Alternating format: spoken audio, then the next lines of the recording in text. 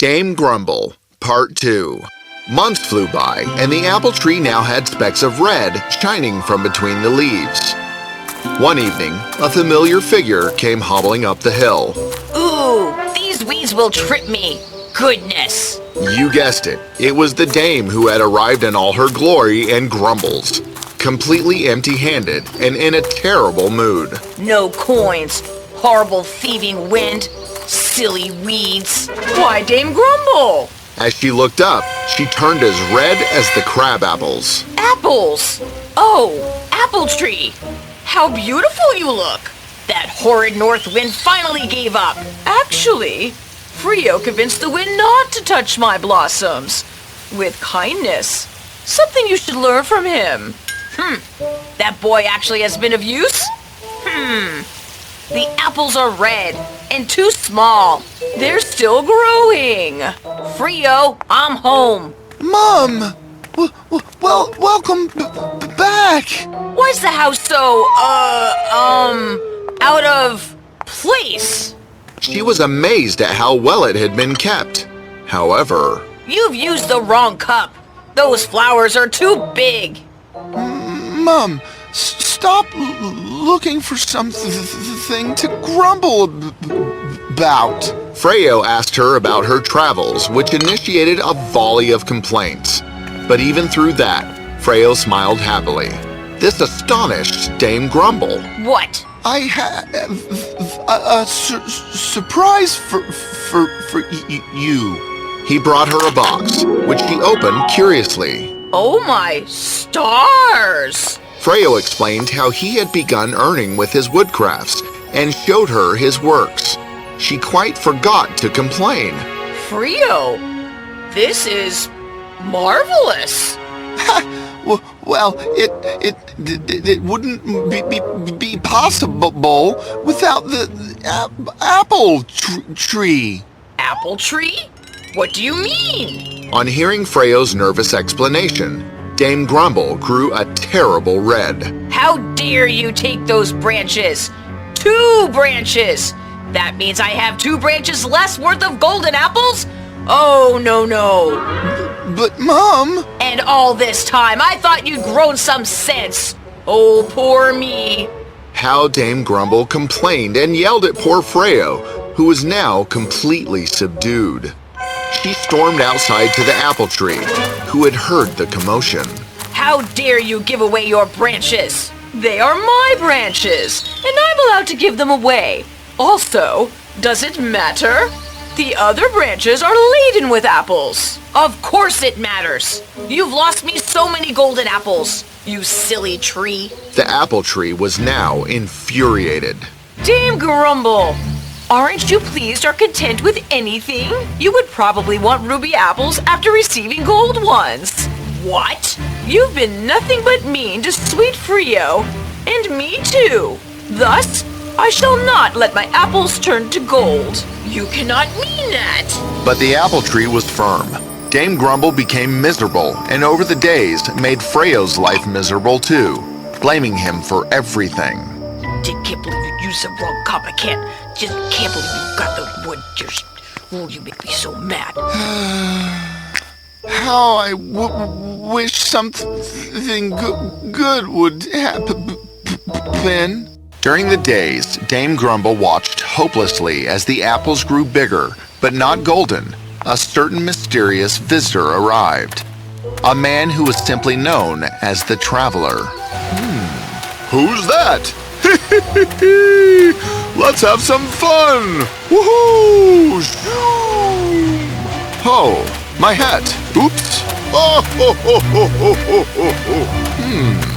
What a lovely strong wind. And how nice and clean it has kept the road. A very good wind it must be. The north wind was quite taken aback. On hearing such compliments instead of bitter complaints, it blushed. How nicely he has noticed my hard work. Oh, I shouldn't play any tricks on such a nice man. A kind wind indeed. Now where? Nobody knew where the Traveler came from, or where he went and why. But rumors about him stated that he brimmed with cheer, possessed a golden tongue and was altogether a man of magic. Whew, what a lovely house. Who's that? Oh! Good evening, kind lady. I'm a mere traveler who's wondering if you'd give me a place to stay. Visitors weren't very common, and so Dame Grumble welcomed him into her house. Such a lovely home. Not as big as a king's, though. It is, however, a warm and welcoming palace of its own. Well, maybe. Frio! Freyo came mournfully and was surprised to see the stranger. Hello! Hello? That's my son Frio. A completely disobedient child who whittles his wife away with silly hobbies. No! Wood carving is my dream. Wood carving? That sounds interesting. Anything I could see? Freyo was only too glad to show off his works. The traveler exclaimed at everything he saw and stated that they were fit for royalty. Do you mean that? How I would love to support Mom. I do mean it. Dinner is ready, though I can't say much about it. The three of them sat around the warm, raging fire and had their dinner. The soup is so plain, and the bread is white instead of brown. Gah! I think the soup is splendid, hearty and full of love. The bread is quite tasty. After all, you did make them with care, right? Well, I suppose so. What troubles you, dear lady? Unburden your mind to the warm fire in front of you. I have a lot of troubles on my shoulders, kind sir. Would you listen to them? The traveler nodded slowly, and Dame Grumble began to do what she did best. Grumble, complain, about all the troubles that weighed on her heart. She grumbled about the apple tree and how it refused to give her golden apples. She complained bitterly about the rough north wind who had stolen the silver coins from her. And last but not least, she groaned about Freyo, who refused to help her in any way possible. All the while she had spoken, the fire behaved strangely. But Dame Grumble didn't notice this, and the traveler merely listened to her silently. The apple tree, the north wind, Frio, the silver coins, the weeds. Oof, I feel so tired. Dame Grumble had now realized how weary she had become with all these burdens and grumbles and wished they would go away. But they can go away. The apple tree has allowed you a comfortable life with her silver coins. The north wind brings in laughter and fun in your life. Wouldn't it be dull otherwise? But he's so... No, I agree too. And Freyo, why he's such a hard-working and sweet young lad who cares so much for you. Surely you have seen that too. But he always... You are a kind woman to have been so hospitable to a stranger. Surely you must have a kind heart, for only those who do are able to see their blessings more than what they lack. Dame Grumble was quiet now. She thought about everything the traveler said, and for once in her life, her heart felt lighter. The soup and bread were delicious. Love more. Cease your complaints and count and revel in your blessings. The next morning, Dame Grumble awoke to find herself alone on the couch. She called out to Freyo and asked him where the traveler was. Has he left? They searched around and called out to him, but the mysterious man had vanished. Freyo noticed his mother seemed different, nicer. Mom? Are you all right? Dame Grumble looked at Freyo and remembered the traveler's words. Frio, I am so sorry for the way I've treated you. Your wood carving is beautiful, just as you are. What? The traveler has made me realize just how silly and mean I've been.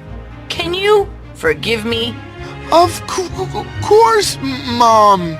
The two of them hugged, happy to have finally understood each other. I must apologize to the others, too. Will you help me? Freyo nodded, and the two of them went out to meet the apple tree and the north wind.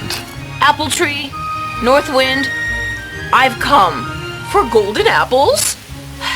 I've come to say I'm sorry for the rude, mean, and terrible way I have treated you. The north wind and the apple tree were startled at this sudden apology. Dame Grumble explained to them how the traveler had enlightened her. What a surprise! From now on, I shall not trouble you for your apples or grumble at you for the coins. North Wind, I think you must tell Dame the good dame, just where you took those coins. Freyo and his mother looked at the north wind, surprised. Well, I never kept any of the coins. I always gave them Gave them? To whom? to the poor children of the kingdom. I see them so happy when they receive the shiny pieces in their little hands. On hearing this, the good dame felt a certain warmth within her, one she hadn't felt before. That is wonderful. Oh, I don't mind so much anymore, if that is the case. Let them have as many as they need. How lovely! I think I shall let my apples turn to gold this time. Freyo and Dame Grumble were quite happy on hearing this. Over the weeks, everyone loves the change. The good dame was kind and sweet-tempered. If she wanted to grumble, she would always remember the traveler's words on blessings. Freyo worked hard and well at his wood carving. The good dame was now on excellent terms with the north wind and the apple tree. I must have been so silly to have grumbled and worried over nothing. I do wonder who the traveler was. I've heard rumors about a strange man who visits unhappy people and leaves them feeling quite happy and anew. That must be him. I hope he visits again. Woo-hoo-hoo! But good dame, you are no longer an unhappy person. He probably won't visit again. You're right. How light I feel now. I never noticed these beautiful flowers before either. Just then, the king's herald paid a visit. Greetings, kind sir. How may I help you? Good afternoon, madame. The King's Silversword has requested apples for the young princess, who is extremely sick and begs for them. Unfortunately, the entire apple crop of the kingdom has failed. All except... Mine? You want the apples from my tree? Oh! To be continued.